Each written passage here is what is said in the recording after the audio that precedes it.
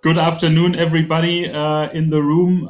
My name is Johannes Berg. I'm the managing director of the Digital Hub Logistics in Hamburg, where we bring together startups, corporates, science research, and investors along the entire logistical value chain to do good, to be innovative, to push new process model innovations into the market. And it's a great pleasure to have my friend Dr. Steffen Knodt with us this afternoon. Steffen is Director of Digital Ventures at Wärtsilä. And Steffen, you are on the board of many other associations, amongst them the board, the German Association for Maritime Technologies. And you are really a person, or at least I got to know you as a person who really means when he's talking about sustainable shipping and really doing something good in a sustainable manner for our planet. So that being said, I'm happy to have you with us. You have 20 minutes ahead of you to enlighten us about your thoughts and ideas on sustainable shipping and how we can not only recover from COVID-19, but how we can do that in the maritime world in a green and sustainable way. So I'm going to turn my mic and my camera off, and then I'm going to shoot some questions to you afterwards. Floor is yours. Wonderful. Okay. Thanks for everybody for being in the session, and trying to catch up a bit with the schedule. So as of today, I would like to give you a brief outline about sustainable shipping and how certain initiatives are working towards a green recovery, also from COVID-19, and focusing here on what's going on container shipping in this given context. So maybe as a recap here, if you take 2 years back, we as Wärtsilä really made our mind about how we're doing business in the ocean industries and how we should change certain ways of doing so. And we launched a movement called Oceanic Awakening, where we really would like to embrace change in the industry and also get more into sustainable business, where we as a corporate are, of course, working towards. I will come to that a bit later. And if you take the overall scope of this session, I call it Sustainable Shipping for a Sustainable Planet. And that was good reasons, because that is the key theme of the IMO for this year. Every year, the IMO, the International Association for Marine Shipping, they select a certain theme, and this year it was sustainability in the context of our planet. And of course, sustainability is quite exposed. If you wonder what are all those beautiful colors here around that circle of that logo of the IMO, that is in fact describing what is behind all those sustainability talks and sustainability initiatives, where industry and societies are working together. And if you are counting on this, those are 17 sustainability targets set up by the United Nations in a program called UN Global Compact. And it is also a framework from UN Global Compact. First of all, how you would like to do a good business as a corporate, but here also how you would like to do good business linked to society and sustainability. And each of those areas are describing very well what are the needs of sustainability in societies and in which areas the industry could work together.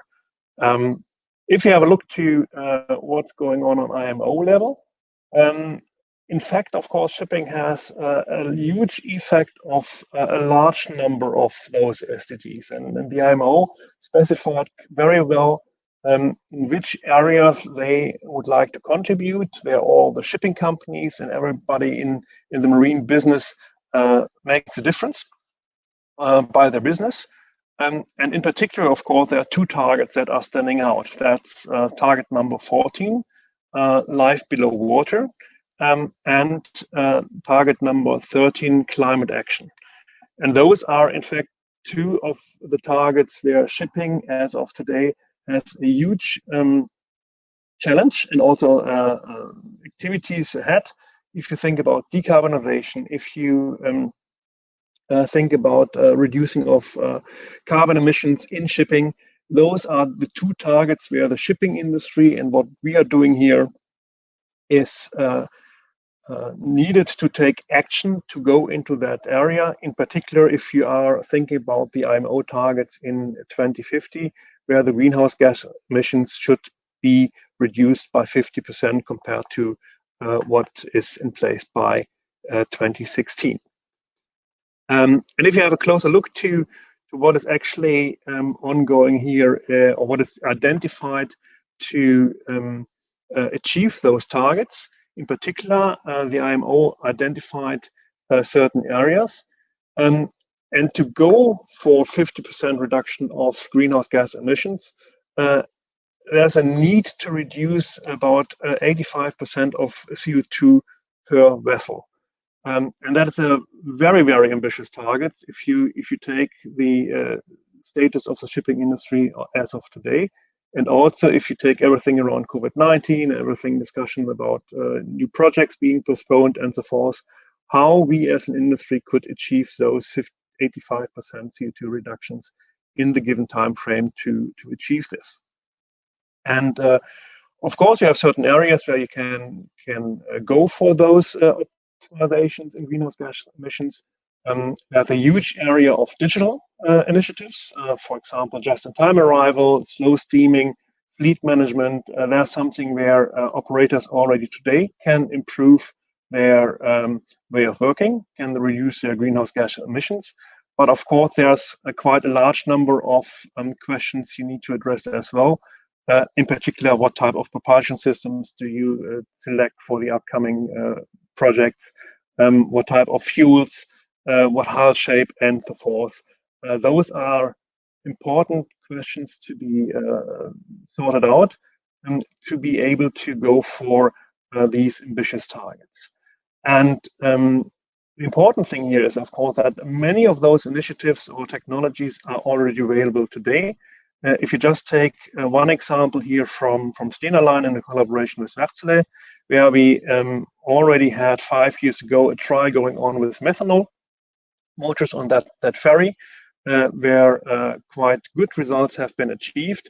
So it's simply a matter of time how long you can take those trials and how fast you can implement new technologies that are already tested and available into our business and industries. And as everything went so slow compared to other industries, last year our industry came up with a coalition called the Getting to Zero Coalition that was actually launched at the UN Climate Action Summit 2019 in New York, where corporates like Maersk, Kuehne + Nagel, and others have been part of that, stood up on stage and presented a coalition with more than 100 companies in our business to really go for that zero target in shipping on greenhouse gas emissions. Important here is that this initiative is synchronized and established by the Global Maritime Forum from Copenhagen in close collaboration with the World Economic Forum. So really a high-level initiative where the leaders of our industry stand up, collaborate, and really find ways to work together across the industry to go for these ambitious targets for that greenhouse gas emission. And one of the projects the Global Maritime Forum came up with has been first the Poseidon Principles. And that is interesting because the Poseidon Principles are addressing the finance market.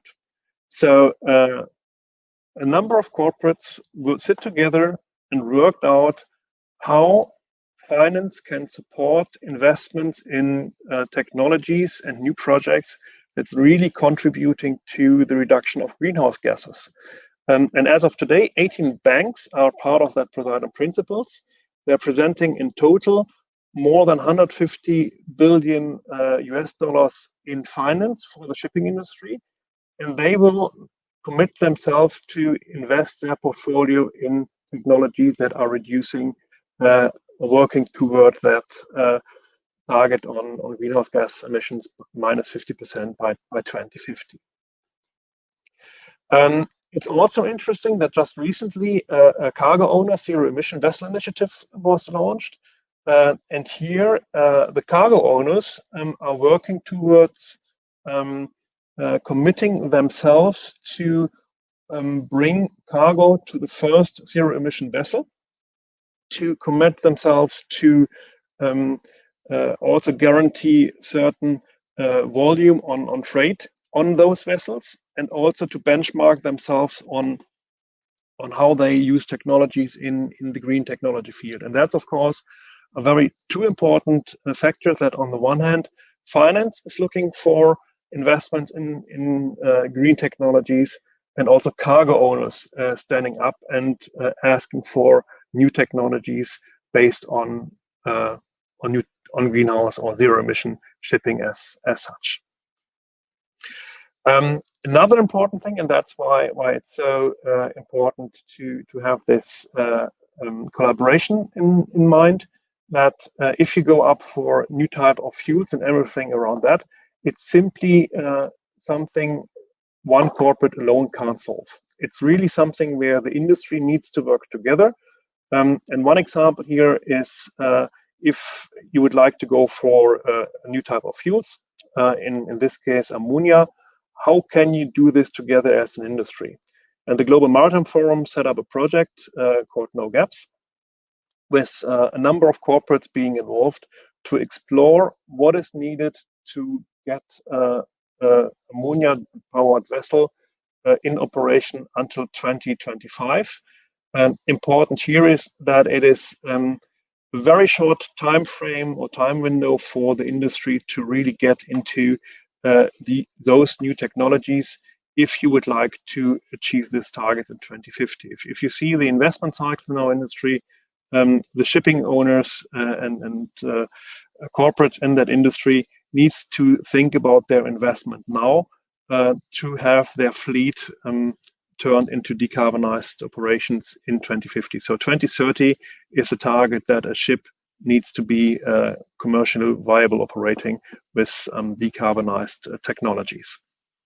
So that is quite an initiative going on, and it's good to see how the industry is working together. And as those technologies are so urgently needed, another good example here is the recently launched Maersk Center for Zero Carbon Shipping. The interesting thing here on this center is that on the one hand, it's sponsored by the Maersk Foundation. So it's non-profit, it's by a foundation financed in a solid way with a multi-million investment, and that a number of other corporates are also bringing their investment into that center as well. So you have here also cargo owners, technology providers who are really working together and setting up an environment in a non-profit way where together they are sorting out new technologies, a new way of working in the shipping industry. Also, if you are going for the transport and logistics industry as such, a number of other corporates are also working together in a coalition for the energy of the future. Also, Wärtsilä is part, for example, where those corporates are working together with the energy companies like Eni and others to find new technologies, new ways of working through the entire logistics chain. It's also something where we are working with startups. So just last year we had launched in Singapore together with Reimagining and a number of other corporates decarbonizing program with startups. So here those corporates are actively reaching out also to the startup ecosystem and trying to figure out which new technologies are available, how they could work together with startups, and also to scale their technologies and solutions much faster into the market, and help also startups in getting to the market, teaming up in a way, or building ventures together, how those technologies can be sorted out. Here in particular, Singapore has been quite supportive for those programs, but this year we also start something similar here in Hamburg. So everybody who would like to join, please welcome and reach out. It's quite a vital program where new solutions can be found. Interesting also here from Wärtsilä is one project in Rotterdam. It's called Zero Emission Services. And this is really a good example for quite a number of those initiatives we have described before. The port of Rotterdam, came up building a joint venture with Ingdiba, with ENGIE, and with Wärtsilä, and with a customer, the Heineken Brewery, to electrify their hinterland logistics with their riverboats. So here, all the partners working together to bring renewable energy to those vessels, to electrify them, to set up the logistic chain to exchange those energy packs on the vessels to electrify and decarbonize the hinterland logistics, what is of course part of the maritime industry as well. So if you take that from a bigger picture, if not COVID-19 would have happened, what would have been here? It's even challenging to achieve such transition without COVID-19. Important here is really that the industries as such are facing a huge opportunity these days to reflect, reimagine the way of work, and also reset somehow the business in a more sustainable way. But that's something where the World Economic Forum these days are heavily working on, thinking with leaders in the industry how the business could be done in a much more sustainable way. And here, it's certainly something where we here in Europe can think about what is our contribution to society, what is our sustainable business model behind, and how we could contribute with those new technologies to the industry.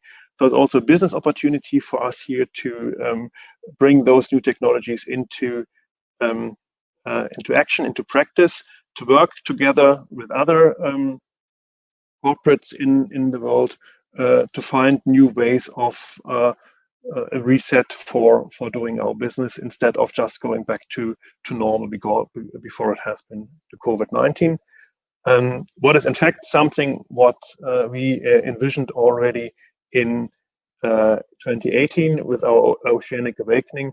We really said that cities, marine, and society as such need to redefine their way of working. So that's something, of course, where now momentum is getting in, and we are quite excited about those initiatives coming up. So thanks for the presentation and the time. And certainly it is something where we need to accelerate our efforts. We are also about to launch a UN Decade for Ocean Science next year. 2021 will be quite an exciting year, where also society and research will go into climate change and how oceans can contribute to that. Thanks a lot, Johannes. Thank you very much, Steffen. That was an absolutely on-time ride through the sustainable way that we can approach shipping coming out of this crisis or pandemic. While I have a couple of questions, as we still have some time prepared for Steffen, please feel free to also use the Q&A buttons and send in some questions. We already have one coming up here. But I take the freedom to start, Steffen. I know also from previous presentations that you have given that there is a whole bunch of technology already available, a whole bunch of different technologies being applied. Now with this Corona 6 months being behind us, at least on the European continent, and China already beforehand, we've seen something happening to what drives the shipping industry today, and that was a large drop in bunker and fuel prices. Yep. So these technologies are available, but how competitive are they on a price level, given the fact that you can fill up your container ship as cheap as hardly ever before? Well, it's on the one hand, you see that oil is getting a bit out of business. If you see what BP has announced and others, the industry as such are decarbonizing. And if you take the finance instruments and the customers, even the price for oil drops down, there will be a demand for sustainable shipping. So it's a bit how we can achieve transparency in our logistics chain, that the zero carbon shipping lines or better shipping lines in this context will also get higher rates in their freights. It's also something, of course, if you take everything about Green Deal and all the finance instruments coming up with COVID-19, all of those are addressing green technologies. So there will be a transition phase, yes. There will be, of course, a large number of existing vessels who can run and operate on their fuel. That's fair. But those who are forerunners will be incentivized, and there will be a coalition of corporates or operators who will try out the new things, and they will take the lead in renewable or in decarbonized shipping. Another question from my side: if we look to road transportation and road mobility, there's always a discussion on which technology will at the end go through or prevail, so to say. You mentioned you showed some examples of hydrogen, ammonia. How is that looking in shipping? Is there one size fits all, or will it be there is no one size fits all. A safe bet today is LNG, because it's something where with the gas combustion engines, you can transfer them also to other things. Combustion engines can also run on ammonia and hydrogen later on. So that's something that is ready for retrofits. It's hard to identify if it's ammonia or hydrogen as such. Of course, if you have ferries or others, it can also be full electric vessels, depending on the application profile. But that's the challenge at the moment, of course, that there's uncertainty about the one-fits-all solution. There will be flexibility needed, and those discussions need to be taken with the operators and the ship owners. Okay. Let us look to some questions that are coming in from the audience. Simon is asking, do you think a greater adoption of intermodal movements combining ocean shipping and rail can contribute towards reducing greenhouse gas emissions further? Definitely. So intermodal will become better. So also, if you take the nearshore shipping or using the hinterland shipping lines is one element, but also combination of train and shipping in a more efficient way on carbon footprint is certainly an effect here. Okay. And another question coming in from Gulam. That question has certainly all of a sudden disappeared. Anyhow, Gulam was asking whether this adoption of new technologies, despite all the financial mechanisms in place, will have an effect on prices for shipping as such and for the end customers. So will new technologies, also given the investment cycles that you mentioned, increase the cost at the end of the day? Cost is always an issue. I would not go for cost increase as such. Also, the cost for renewables or hydrogen will drop over time. I see also a question here on wind, for example. And of course, if you take Flettner rotors or sails on board, you can have significant reductions on fueling and bunker fuels already today with moderate investments. And this is, of course, something where at the end of the day, it needs to be pay off, right? That you need to get maybe a premium to a certain extent, but it can't be too far off of the market price. And that's the transition period we need to manage. Okay. Steffen, if I learned something over the last 6 months, it's that in digital webinars, it's always good to keep it crisp and short and be on time. And we are reaching the end of the proposed time slot that we had here at the Container Summit. Thanks a lot for joining, and make sure that next time you're physically in Hamburg, you drop by the Digital Hub again. Everybody else who joined us for the last 30 minutes, thanks a lot. Stay safe and enjoy the afternoon at the Container Summit. Bye. Thanks a lot. Take care. Bye-bye. Bye.